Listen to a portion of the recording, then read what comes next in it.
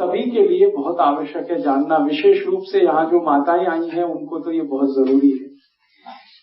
वैसे तो पुरुषों के लिए भी जरूरी है, भाइयों को भी जरूरी है, लेकिन माताओं से इसका कनेक्शन है सीधा सीधा। वो ये है कि जब भी आप भोजन बनाते हैं और खाते हैं तो कभी भी भोजन में दो चीज एक साथ ऐसी मत बनाइए जो एक दूसरे के विरोधी है, तासीर में एक दूसरे के उल्टे है।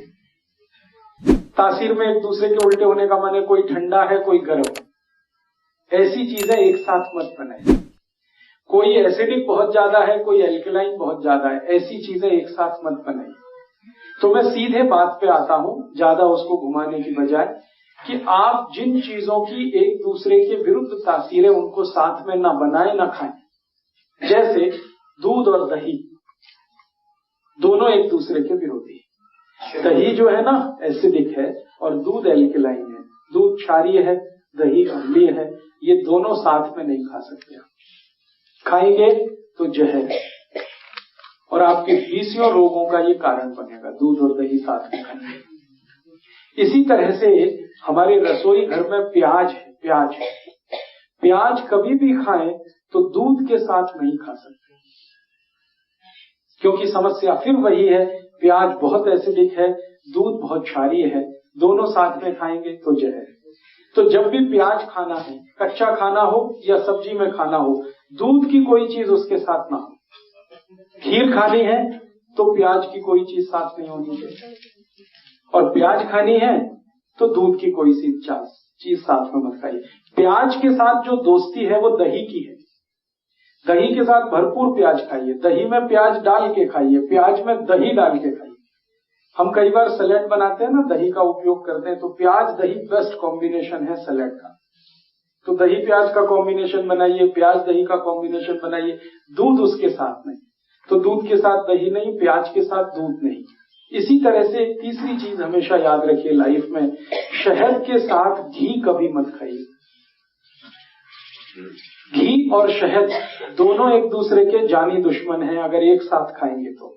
वैसे दोनों अमृत हैं, घी भी अमृत है शहद भी अमृत है, लेकिन साथ में खाएंगे तो यही दोनों जहर है। तो घी और शहद नहीं खाइए। इसी तरह से उड़द की दाल, काली वाली उड़द की दाल दही के साथ कभी मत खाइए। इसको मैं फिर से रिपीट कर रहा हूं, सुनने में गलती मत करना आप इसको। काली वाली उड़द की दाल दही के साथ कभी मत खाइए। हाँ, माँ की दाल, पंजाब में आप सब लोग उसे माँ की दाल कहते हैं। माँ की दाल अकेले खानी है, दही उसके साथ नहीं। क्यों नहीं? माँ की दाल के साथ कभी भी दही मैंने खा के देखा, आयुर्वेद में तो मैंने ये 12 साल पहले पढ़ा था, बहुत दिन मैंने खा के देखा, 5-6 महीने, मेरा ब्लड प्रेशर नॉर्मल है, लेकिन जब भी माँ की दाल के साथ दही खाया बीपी हाई हो गया, जब भी खाया। तो मेरा आप सभी माताओं को विशेष निवेदन है कि दही बड़ा, अगर उड़द की दाल का बड़ा है तो दही के साथ मत खाइए। मूंग की दाल का बड़ा दही के साथ खाइए। मूंग की दाल दही के साथ खा सकते हैं, अरहर की दाल दही के साथ खा सकते हैं, तुअर की दाल दही के साथ खा सकते हैं, मसूर की दाल दही के साथ खा सकते हैं, चने की दाल की दही से बहुत अच्छी दोस्ती है, खेसारी की दाल दही के साथ खा सकते हैं, सोयाबीन की दाल दही के साथ खा सकते हैं। एक ही दाल है भारत में और दुनिया में, उड़द की दाल, काली उड़द की दाल, माँ की दाल, जिसको दही के साथ नहीं खाया जाता। कारण एक और है उसका, ये माँ की दाल जो है ना सबसे ज्यादा प्रोटीन वाली है दुनिया में। अगर सबसे ज्यादा प्रोटीन अगर आप निकालेंगे तो माँ की दाल में ही है। और हाई प्रोटीन डाइट का नियम ये है कि उनको किसी भी एसिडिक चीज के साथ नहीं खाया जाए, क्योंकि हाई प्रोटीन को डाइजेस्ट होने में सबसे ज्यादा समय लगता है, और कोई भी एसिडिक चीज है वो हाई प्रोटीन को डाइजेस्ट होने में रुकावट पैदा करती है। तो माँ की दाल के साथ दही नहीं खाना, बाकी किसी भी दाल के साथ दही खाइए। फिर आप पूछेंगे कि कोई इमरजेंसी हो जाए, दही भी खाना है माँ की दाल भी खानी है, तो दोनों के बीच में 1 घंटे का डिफरेंस कर दीजिए। माँ की दाल खा के 1 घंटे बाद दही खा सकते हैं, या दही खाने के 1 घंटे के बाद माँ की दाल खा सकते हैं। इसके आगे का एक नियम है जो बहुत जरूरी है आप सबको फॉलो करना, वो ये कि कभी भी दही को नमक के साथ मत खाइए। माँ की दाल के साथ लस्सी 1 घंटे बाद। दही को कभी भी नमक के साथ मत खाइए, दही को हमेशा मीठी चीजों के साथ खाइए। दही को शक्कर के साथ खाइए, दही को गुड़ के साथ खाइए, दही को बूरे के साथ खाइए, दही को खांड के साथ खाइए, दही कभी भी नमक के साथ। फीका खाइए तो बहुत ही अच्छा है। मीठा दही है, ताजा दही है, खट्टापन नहीं आया है तो फीका खा लीजिए। थोड़ा खट्टापन आया है तो गुड़ डाल के खाइए, चीनी डाल के, शक्कर डाल के। तो जी हाँ, मैं अभी आगे आ रहा हूँ। हाँ, मैं अभी थोड़ी देर में आगे आ रहा हूँ इसी नियम पे। तो अभी तक मैंने 9 नियम बताए हैं। 9वां नियम रिपीट कर रहा हूँ कि 2 वस्तुएं एक दूसरे के विरोधी हैं तो साथ में नहीं खाना। दूध दही साथ में नहीं खाना है, दही नमक साथ में नहीं खाना है, दूध और प्याज साथ में नहीं खाना है। दही के साथ अगर मीठा खाएंगे तो सबसे अच्छा है। दूध के साथ अगर नमक खाएंगे तो सेंधा नमक ही खाना है, काला नमक ही खाना है। नहीं तो आप हमेशा के लिए भूल ही जाइए ना, नमक ही बदल दीजिए तो ये कहानी खत्म हो जाएगी, मुझे समझाना ही नहीं पड़ेगा। इसके आगे 2-3 चीजें छूट गई हैं। खट्टे फलों के साथ कभी भी दूध नहीं खाना है। खट्टे फल, संतरा है, मौसम्मी है, अंगूर है, ये सब खट्टे फल हैं, सिट्रिक। इन फलों के साथ कभी भी दूध नहीं। इनके साथ हमेशा दही, लस्सी आदि आदि ले सकते हैं। खट्टे फलों के साथ दूध नहीं खाना है। आम एक एक्सेप्शन है, क्योंकि आम जो है ना एल्कलाइन है, आम एसिडिक है नहीं। आम जब तक खट्टा है माने कच्चा है तो एसिडिक है, पकने के बाद वो एल्कलाइन हो जाता है। इसलिए आम और दूध तो खा सकते हैं। बाकी खट्टे फल को याद रखिए, नींबू है, संतरा है, मौसम्मी है, अंगूर है, ये दूध के साथ नहीं खा सकते। और एक चीज जी, सेब खा सकते हैं दूध के साथ, क्योंकि सेब सिट्रिक नहीं है, सेब एक्चुअली एल्कलाइन है, तो वो दूध के साथ खा सकते हैं। गाजर है, सेब है, दोनों एल्कलाइन है। मूली एसिडिक है, मूली दूध के साथ नहीं खा सकते। गाजर दूध के साथ खा सकते हैं, सेब दूध के साथ खा सकते हैं, चीकू दूध के साथ खा सकते हैं, केला दूध के साथ खा सकते हैं। जो एसिडिक चीजें हैं वो दूध से अवॉइड करिए, दूध के साथ मत लीजिए। और एक छोटी सी बात इसी में जोड़नी है, कटहल की सब्जी कभी भी खाएं तो उसके साथ दूध मत खाइए। ये एक ही एक्सेप्शन है, कटहल एसिडिक नहीं है, कटहल एल्कलाइन है, फिर भी वो दूध के साथ वर्जित है। ये एक एक्सेप्शन है। और एक्सेप्शन का कारण ये है कि कटहल का वही किस्सा है, हाई प्रोटीन है बहुत ज्यादा, उसको डाइजेस्ट होने के लिए डिस्टर्बेंस होता है दूध से, इसलिए आयुर्वेद में कह दिया गया हटाइए इसको, अलग अलग खाइए, दूध खाइए अलग, कटहल अलग खाइए।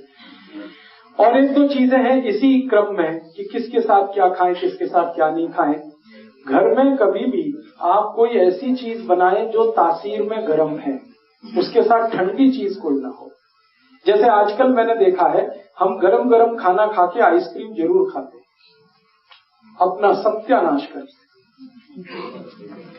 और ये सत्यानाश कैसे होता है? कोई आपको शादी में बुलाता है इनविटेशन देके कि आइए और हमारे यहाँ गरम डिनर खा के, आइसक्रीम खा के मर के जाइए, और एक नहीं खाइए, डबल खाइए। और मैंने तो पंजाब में ऐसे भी महान महान लोग देखे हैं कि आइसक्रीम में गरम रसगुल्ला डाल के खाते, महामूर्ख लोग, पता नहीं कहां से आए। गरम गरम रसगुल्ला एकदम ठंडे आइसक्रीम में डाल के खाते। फिर पूछो भाई क्या कर रहे हो, तो कहते टेस्ट है जी। शरीर का देखना है कि टेस्ट का देखना है? तो आप कहीं भी डिनर में जाइए, मैं ये नहीं कहता डिनर में मजे, जरूर जाइए, लेकिन ध्यान रखिए कि अगर डिनर गरम गरम आपने खा लिया है तो ठंडी आइसक्रीम मत खाइए। और कई लोग पंजाब में ऐसे हैं, याद ही नहीं रखते, अभी चाय पी अभी आइसक्रीम खा लेंगे। हाँ, उनको बिल्कुल 1 मिनट नहीं लगता, चाय पी के निकले कहीं आइसक्रीम खा के आ गए, आइसक्रीम खा के आ गए इधर चाय पी ली या इधर कॉफी पी ली। तो चाय और कॉफी दोनों गर्म है और आइसक्रीम बहुत ठंडी है, इनका कॉम्बिनेशन नहीं है, बहुत तकलीफ होती है शरीर को। 1 घंटा कम से कम।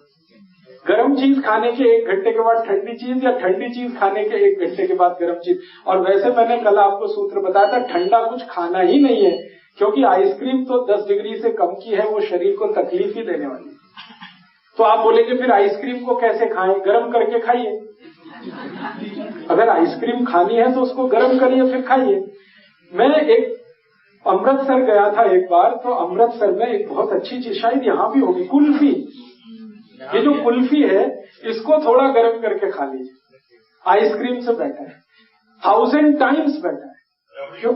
हाँ, रबड़ी खाइए ना, तो कुल्फी वो शायद रबड़ी की ही बनाई, खूब दूध गर्म करके रबड़ी जैसा हो जाता, फिर कुल्फी जमाते।